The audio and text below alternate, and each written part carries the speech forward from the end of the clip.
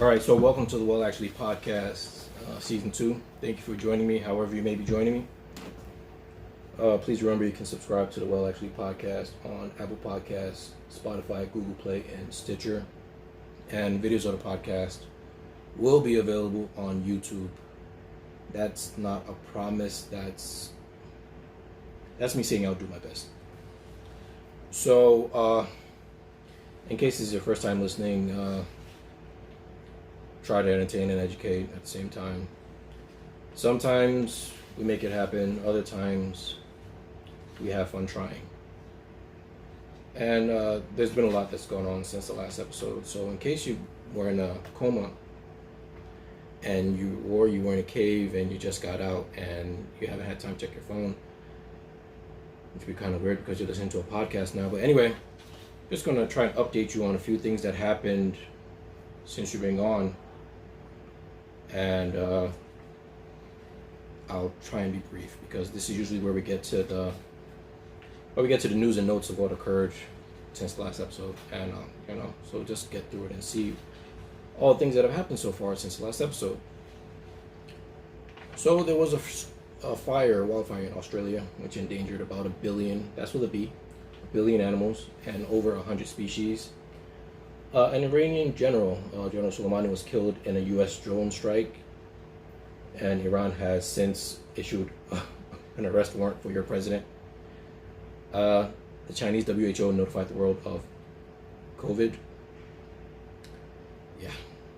Henry and Meghan announced that they were stepping down from the royal family. Again, that was this year. World War III almost happened because Iran attacked Iraqi bases housing American troops. A Ukrainian flight crashed, unfortunately killing 176 passengers. Iran took responsibility because they thought it was a threat. The impeachment trial, again, that was this year.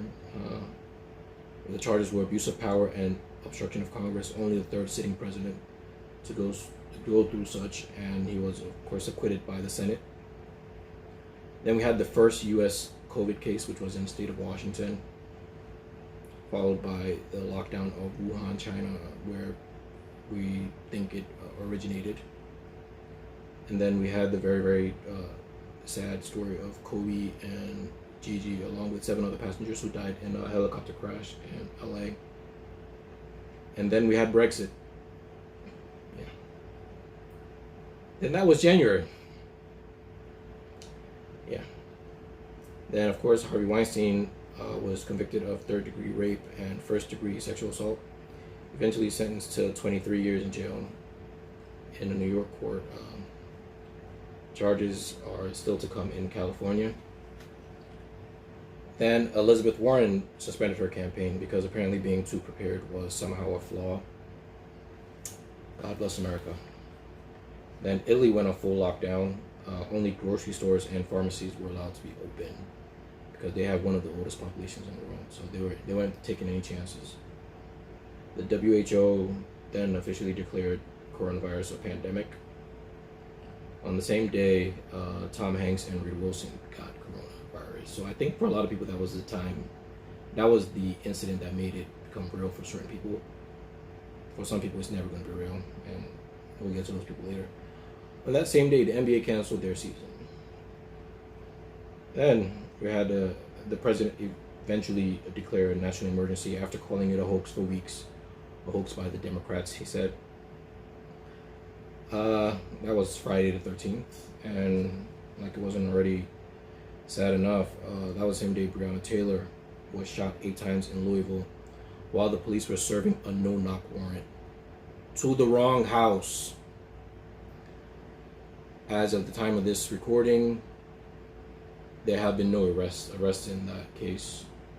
Well, except for her boyfriend or fiance who wounded or shot one of the officers in self-defense. He has since been released. Breonna Taylor, the cops who shot her, have not even been arrested. Then there was Tiger King. That was also this year. The Tokyo Olympics have been postponed till 2021. And for the first time ever, the U.S. box office recorded 0 revenue. Yeah. The FBI killed a man suspected of plotting to blow up a hospital treating corona patients. So I don't even know what. I'm just gonna go past that because there are a lot of questions, and I feel like asking those questions would bring up a lot of answers that I don't really want at this point. So I'm just gonna move on past that. Then there was a true trillion with the T trillion stimulus package, which conveniently had a lot of money going to corporations and chicken change coming to us regular folk. And then 3 million people filed for unemployment. And that, folks, that was March. Then we had 1 million cases of coronavirus officially stated. Congratulations. The CDC finally recommended face coverings. Who knows how many people would have been saved if they had recommended that sooner. Wuhan, where it seemed to be the epicenter of the virus, lifted their lockdown. And then Bernie Sanders dropped out of the presidential race. Then at some point, New York had more corona cases than any country in the world, with 160,000 total, with 7,000 deaths. Then we got to a point where a lot of people didn't have any answers, and that was when 22 million people filed for unemployment, which is the worst since the Great Depression. It's not even something that anyone could have fathomed, but in hindsight, it's like, yeah, it was always going to head in that direction. But in Texas, they were like, you know what, we were tired of everybody being alive, so they began to ease their corona restrictions. Yeah.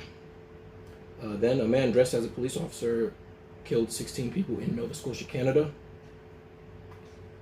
We had a point where oil prices fell to the point where they reached negative values, and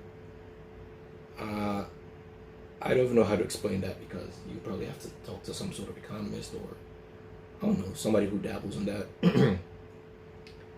Then one of the more outrageous stories, and like everything hasn't been outrageous so far, Kim Jong-un faked his own death to reveal the traitors in his camp.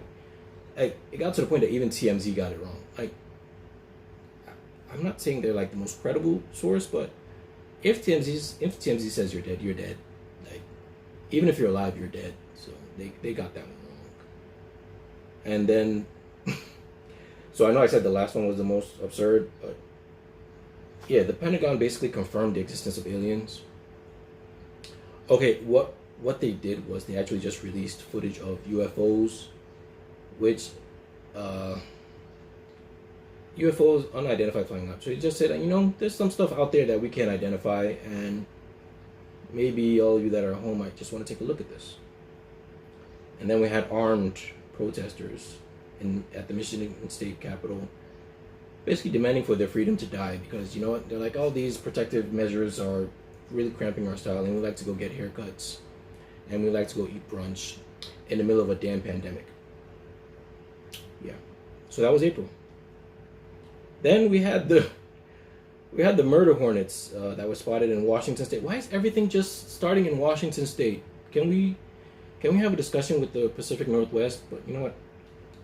Funny thing, we haven't really heard much from them. I guess they sort of like read the room and were like, you guys have a lot going on right now. We'll come back later. But all seriousness, like, so when you hear the name murder hornets, you're thinking, oh great, we're gonna get stung and die. I mean, possibly. But the murder part of it is that they kill bees, which are like the main pollinators for crops or flowers or plants or whatever that we depend on. So in a very calculating way, maybe the murder hornets are just playing the long game and trying to wipe us out completely, and just instead of stinging us one by one. That might be a bit scarier, but we move on. And then the video was released from February in the case of Ahmaud Arbery, who was killed by two men in Georgia.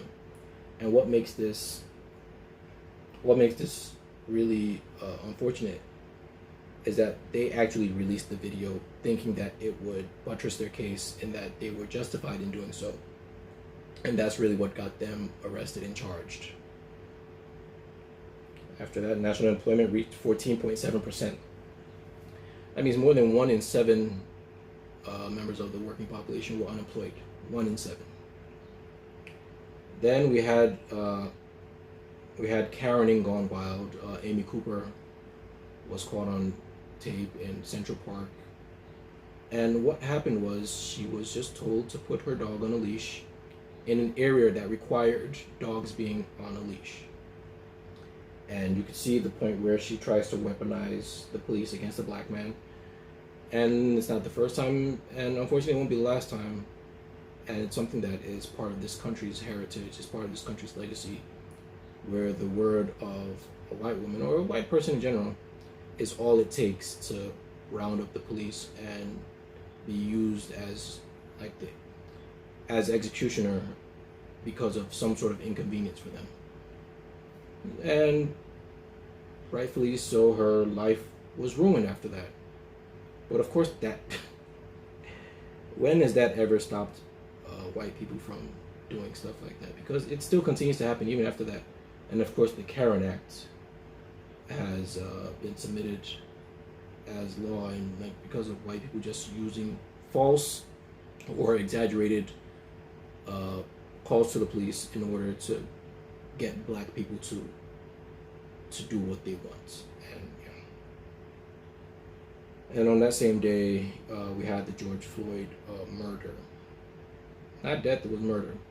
And what seemed to spark something in everybody was that he seemed to be narrating his own death. And that was when a police officer knelt on his neck for 8 minutes and 46 seconds. And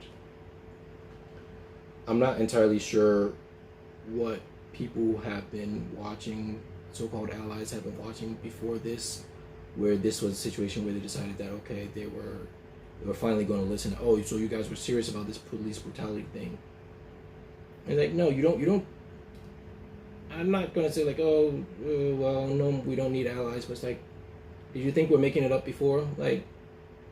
There are countless, literally countless, can't even say them, number of incidences with police where even in states that don't have the death penalty for convicted murderers, incidences like this occur where someone, whether it be a broken tail light, quote unquote resisting arrests, someone just fleeing from the police, and of course all they'll say is they feared for their life. So then the day after that, protests began, and don't be fooled by mainstream media. The protests have not stopped since May 26th till the time of this recording. The protests have not stopped. They might have stopped showing them because they only get off on the site of burning vehicles or burning buildings or burning precincts or Gucci stores being looted or whatever. And we can get into how a lot of that was sparked by outside influences or even law enforcement. But we still have a long way to go. And then we had the incident of Twitter fact-checking your president. They didn't say this was a lie, but they were like, you know what? There were a lot of untruths here. And so we just wanted to make sure you people were aware of it. And then that's when he started throwing his fit that he was going to dial back all the protections given to social media agencies or whatever. And yeah, cool story, bro. And then murder charges were finally brought in the George Floyd case, which tells you that, protests work. Yeah, but moving on. And that was May. So then we go to June, and we had the Blackout Tuesday, which was a coordinated effort with black screens or black images all over social media, which was a way of showing solidarity with the Black Lives Matter movement. We had a lot of corporations or companies that sell stuff, retail agencies or whatever, telling that now is not the time for retail, now is the time for reflection, a time for social change and social justice or whatever. And the thing about that is it had good intentions, it really did. and I'm sure a lot of people learned a lot based on it. But there was a bit of confusion because, you know, if there are a lot of black screens and you search a hashtag for Blackout Tuesday, all you're going to see the black screens, right? Well, a lot of people were tagging them with Black Lives Matter, BLM, and there are a lot of people who get their information based on those hashtags. And then once you click on those hashtags, you get black screens, and then you don't see the information that you need either to coordinate the protests that were going on at the time, or just even bail funds or whatever. So it's like there was a lot of misinformation, there was a lot of chaos going on, but again, it was coming from a good place. Then we had the Rayshard Brooks case, killed by police in the parking lot of Wendy's because he apparently fell asleep in a drive-through, and police were called. So it's like, man, why is it that any slight inconvenience caused, or any perceived inconvenience caused by black folks, constitutes a call to the police? Knocking on the window, calling a tow truck, whatever would have done the job. But you know, thing is, so you know what? I'm gonna walk that back because I haven't seen the video. I don't watch any of these videos. I haven't watched because I haven't watched. The last time I saw a video of any of these things, I want to say maybe back to Michael Brown. I just made that decision that I wasn't going to watch any of these videos. So yes, and I have not seen the George Floyd video. I have no intention of seeing it. I've seen stills of the police officer on his neck. I have not heard any of the footage because I don't need to hear or see these incidents for me to understand why it is so tragic, why these people were deserving of humanity, which the police or other perpetrators did not seem to think so. And for some people, it's like that's what they needed to see. I'm not sure why, but it's also worth noting that we don't see a lot of footage of white bodies in peril, white bodies being disposed of. It might be that the fact that they don't occur as much, the numbers might say that's not true, but per capita, not as much, definitely. But in whole instances, they occur. We just don't see them. We don't see if there's like a white child, a white adult. We don't see it. But black bodies being they played over and over and over, and you might think that it's a form of. You might think it's a form of outreach or so, like, to drive the point home. What it really is like, it's a form of control where they're like, okay, look at what we can do to you. Look at what can be done to you, and you're going to be forced to watch it over and over. It's a reminder of what they can do to you. Because all they had to tell you was a cop knelt on his neck, and like, you'd get the picture. Like, people get the picture. We already know. But if that's what it takes to let you know, like, I'm not doing that to myself, and I don't know. Maybe that just makes me, maybe that just makes me squeamish, or maybe that makes me weak. Whatever, I'll deal with it that way. And so after the day after the Rayshard Brooks was killed in the parking lot of Wendy's, that Wendy's was burned to the ground. I'm not gonna say I approve, but I get it. Wendy's had to go. Then Juneteenth, there was a large conversation around Juneteenth, and in case you're unaware of what Juneteenth is, it's when I know I sound like I'm laughing, but it's because of how preposterous it is when you explain it. It's like 2 years after the Emancipation Proclamation was signed. That's when the enslaved in Texas. That's something that also I've learned. It's like they weren't slaves; they were enslaved, because just calling them slaves put the burden on them, as opposed to enslaved.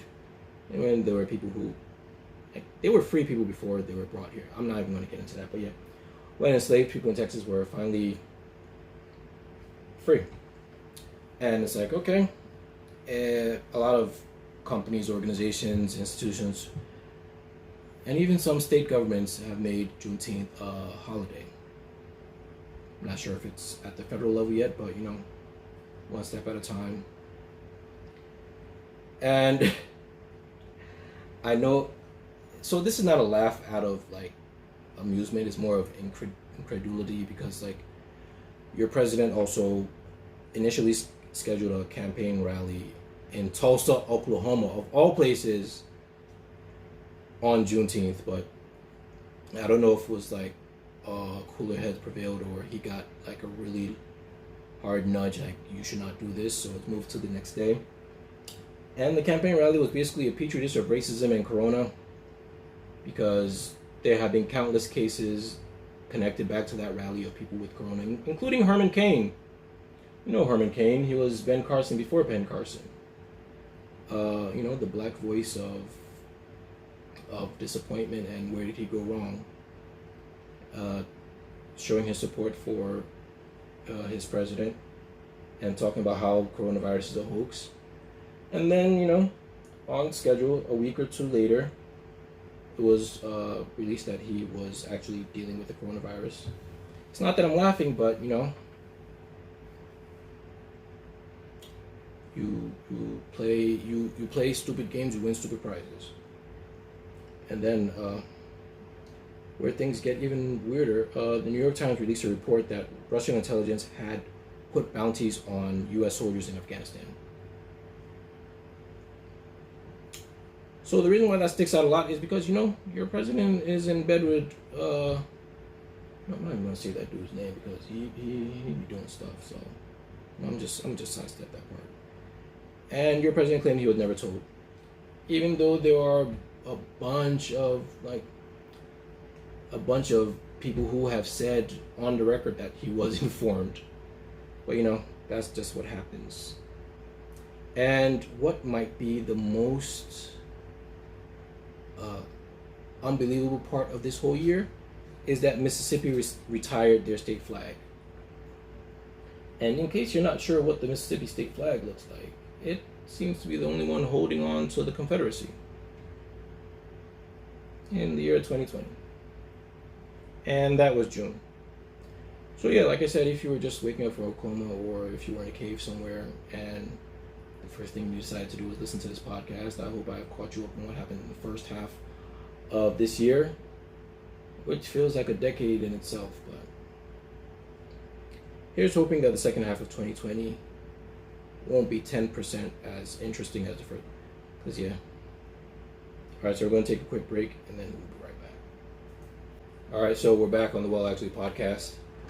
So I just wanted to get into something real light, because that seemed pretty deep, pretty heavy, and yeah, it had to be said. So I just wanted to get into a show real quick. I'm sure a lot of you are familiar with the show. It's called Insecure, and I waited to the end of the season to binge it because I ain't got HBO, and I found out a way to watch it. Whether it's legal or illegal, we don't need to get into that. But anyway, I just wanted to get into the show because there are a lot of differing views on who's right, who's wrong. As far as I'm concerned, everybody's wrong, especially Molly and Issa. But you know what? I'm not gonna dive into that specifically. But the thing I wanted to get into about Insecure is that I feel like it's a really well written show, in that they tackle seemingly mundane things, and by mundane I mean everyday, not unimportant, but everyday things, where situations that are very, very relatable to the common person. It's not like something in politics where nobody knows what the hell is going on, or something in space or sci-fi. It's just interpersonal relationships, and they have really interesting peripheral characters. Homeboy that's everything's bracking and was you got some bookies in the pantry, and he plays a very good character. Even Issa's brother is they're really well done. It's a show that I can really appreciate, and especially in a time like this when there were limited options on original content out there, it was just something that in the midst of binging it, it was just like I just want to take the time to appreciate it, especially because it's a black show. Like they don't even like try to explain the joke to you. It's just like you either get it or you don't, and that's something that I can really appreciate. And as for like specifics on what happened in this season, well, I'm going to issue a spoiler alert right now in case you have not watched the most recent season of Insecure. You can stop listening now or fast forward, I don't know, 2 minutes. But it's the whole Issa, Lawrence, Condola love triangle. And it's not even a love triangle because it was just like some awkwardness, and then they broke it off, and then Issa came back in the picture. And it seemed like a whole lot of wrong place, wrong time for everybody. And I just want to get people's thoughts, like, so what occurs when, like, what, I guess it's sort of a look towards the next season anyway, but it's just like, even in real life, like, what occurs when the person you're no longer with comes back with the baby? Like, where do you go from there? For everybody, for Lawrence, for Issa, for Condola, like, as Issa, like, what is she supposed to do in that situation? Because don't give me that ride or die thing. Like, if one of the options is die, like, that's no, just no. Like, but like realistically, like, what is she supposed to do there? It's like, I don't know. Maybe I'll get somebody on the podcast and discuss it with them, because like in my head, it seems like a really easy choice. But I'm also not in her shoes because she seems to be really happy. So are you gonna really throw all that away? It's like, I don't know. As for Molly and her boo, he's actually like Australian Irish.